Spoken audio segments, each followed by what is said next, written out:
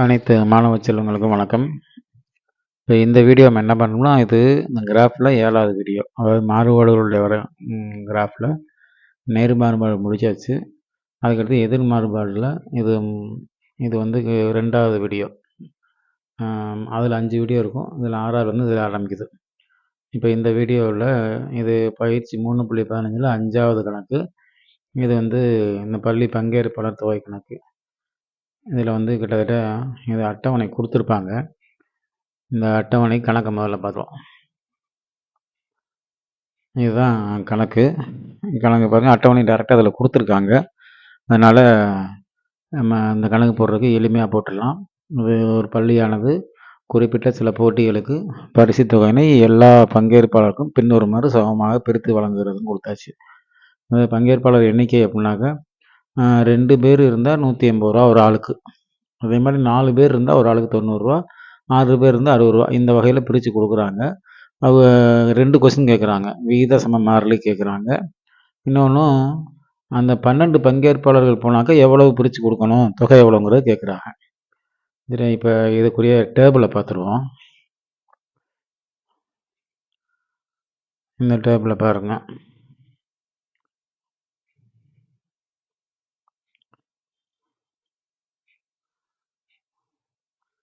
இப்போ இந்த டேபிளில் என்ன அட்டவணை கொடுக்கப்பட்டிருக்குன்னு போட்டிருக்கேன். அட்டவணை வந்து கொடுக்கப்பட்டிருக்கு. அந்த கொடுத்துருக்க அட்டவணை அப்படியே எழுதியிருக்கிறோம். 2 180, 4 90, 6 60, 8 45, 10 36. இது அப்படியே கொடுத்துருக்க அட்டவணை அப்படியே எழுதியிருக்கிறோம்.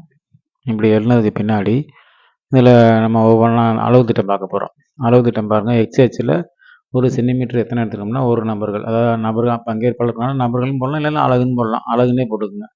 ஒரு நபர்கள் எவ்வளோ எடுத்துருக்கோம்னா 1 எடுத்துருக்கோம். அதில் 2 எடுத்துக்கலாம்.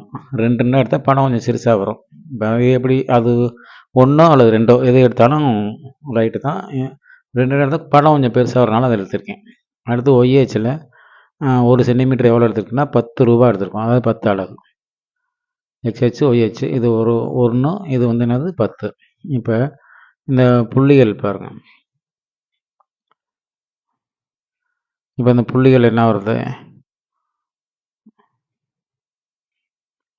இந்த புள்ளிகள் அப்படியே எழுதியாச்சு. அந்த பாயிண்ட் 2,180, 4,90, 6,60, 8,45, 10,36 புள்ளிகள் எடுத்து எழுதியாச்சு. இது எக்ஸு பாருங்கள் 2லேருந்து ஆரம்பித்து 10 வரையும் போகுது. அதே மாதிரி ஒய் வந்து 180லேருந்து ஆரம்பித்து 36 குறையுது. அப்போ எக்ஸு கூடும்போது ஒய் குறையினால இது என்ன மாறுபாடு, எதிர் மாறுபாடு. எதிர் மாறுபாடுன்னு சொல்லி நம்மளுக்கு தெரியும். விகித மாறிலி என்ன வந்துடும், XY = Kங்கிறது நம்மளுக்கு தெரியும். XY = K, அதாவது XY ஒய்யையும் பெருக்கணும். இங்கே டேபிளில் 2 180, ஏதாச்சும் ஒரு எக்ஸ் ஏதாச்சும் ஒரு ஒய். நான் 2ஐயும் 180 எடுக்கிறேன். இந்த 2ஐயும் 180 எடுக்கிறேன். இந்த 2ஐயும் 180 பெருக்கணும். ஆன்சரு K = 360 வந்துருச்சு. இப்போ விகித மாறிலி என்ன வந்துருச்சு அப்படின்னா 360 அப்படிங்கிறது வந்துருச்சு. இப்போ நம்ம இந்த சமன்பாடு என்ன எழுதுகிறோம், XY = 360. இப்போ அதில் ஃபஸ்ட்டு கொஸ்டின் என்ன கேட்டிருக்காங்க அப்படின்னா, இந்த கொஸ்டினில் ஃபஸ்ட்டு கொஸ்டின் விகித சம மாறிலியை காண்கன்னு கேட்டிருக்காங்க. அதுக்குரிய ஆன்சரு கேயோட மதிப்பு 360. கேயோட மதிப்பு இது 360 எழுதியாச்சு. இப்போ இந்த இடத்துல பங்கேற்பாளர்கள் 12 எனில், இப்போ இங்கே பாருங்கள், பங்கேற்பாளர்கள் அப்படின்னா எக்ஸு, தொகை வந்து ஒய் கேட்குறாங்க. பங்கேற்பாளர்கள் 12. இந்த இடத்துல ஒய்ன்னு மாற்றிருக்கு. இந்த இடத்துல இது எக்ஸ் வரணும். இந்த இடத்துல பங்கேற்பாளர்கள் அப்படிங்கிறது எக்ஸை குறிக்குது. எக்ஸு வந்து 12. எக்ஸு வந்து 12 எனில் பரிசு தொகை கேட்குறாங்க. பரிசு தொகைங்கிறது இது எக்ஸ் இல்லை. இந்த இடத்துல என்ன வரணும், ஒய் வரணும். ஒய் = 30 இது எழுதணும். அது டைப் பண்ணும்போது தவறுதலாக இருந்திருக்கு. அதை மாற்றிங்க. இதுதான் கரெக்டு. அதாவது எக்ஸ் = 12 கொடுத்துருக்காங்க, எவ்வளோன்னு கேட்குறாங்க. இப்போ நமக்கு XY = தெரியும். பாருங்கள், XY = K. இந்த கேயோட மதிப்பு எவ்வளோ வருது, XY = கேயோட மதிப்பு 360. இதில் 360ல் எக்ஸுக்கு பதிலாக 12 பங்கேற்பாளர் கொடுத்தாச்சு. அப்போ எக்ஸுக்கு பதிலாக 12 போட்டு இன்ட்டு ஒய் போட்டோம்னா 360. இப்போ ஒய் மட்டும் வேணும் அப்படின்னாக்க 360 பை 12. 360 / 12. இப்போ 2 அடித்தோம்னா 1 12 12, 3 12 36. அப்போ 30. அப்போ ஒய்யோட மதிப்பு என்ன வந்துருச்சு? இது நீங்கள் இப்படி கால்குலேட் பண்ணியும் போடலாம், இல்லை டேரெக்டாக ஆன்சரும் போட்டுடலாம்.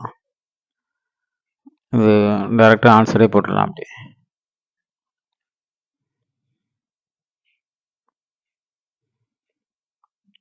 சரி, ஒய் ஈக்குவல் டு 30. இந்த இடத்துல கொஞ்சம் பார்த்துக்குங்க. இந்த இடத்துல பங்கேற்பாளர்கள் ஒய்யின் பிரிண்ட் ஆகிருக்கு, அது வந்து எக்ஸு. எக்ஸு வந்து 12. இந்த இடத்துல பார்க்கணும். இந்த இடத்துல இது வந்து எக்ஸு. எக்ஸு வந்து 12 அப்படின்னா ஒய்யோட மதிப்பு கேட்குறாங்க. ஒய்யோட மதிப்பு ஒன்றும் இல்லை, 360 இருக்குது. 360 12 பேர்த்து பிரித்து கொடுக்கணும்னாக்கா 3 12 36. அதுதான் இங்கே ஒய் ஈக்குவல் டு 30 வருது. சரி, அப்போ டேபிள் முடிஞ்சிச்சு. டேபிள் நீங்கள் மறுபடியும் பின்னாடி பார்த்துக்குங்க. இது கொடுத்துருக்காங்க, இந்த அளவு திட்டம் கொடுத்துருக்கு, புள்ளி எழுதியிருக்கோம், மாறுபாடு எழுதியிருக்கோம், மொதல் கொஸ்டின் எழுதியாச்சு. எக்ஸ் ஈக்குவல் 12, ஒய்யோட மதிப்பு 30. இப்போ நம்ம கிராஃப் போயிடும் இதுக்குரியது. இப்போ இந்த கிராஃபில் பாருங்கள்.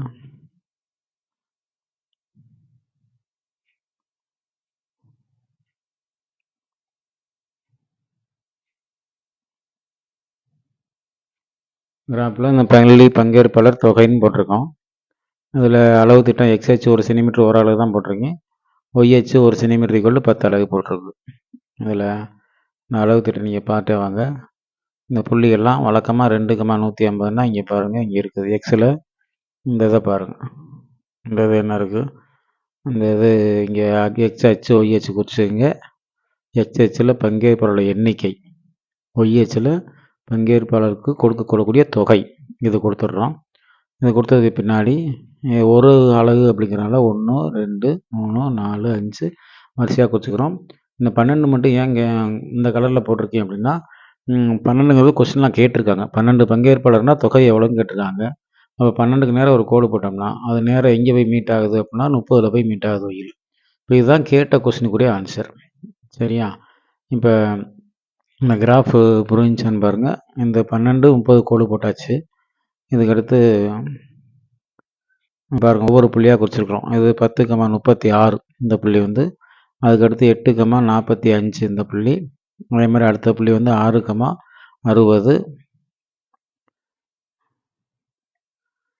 6,60, அடுத்த புள்ளி 4,90, அடுத்த புள்ளி 2,180.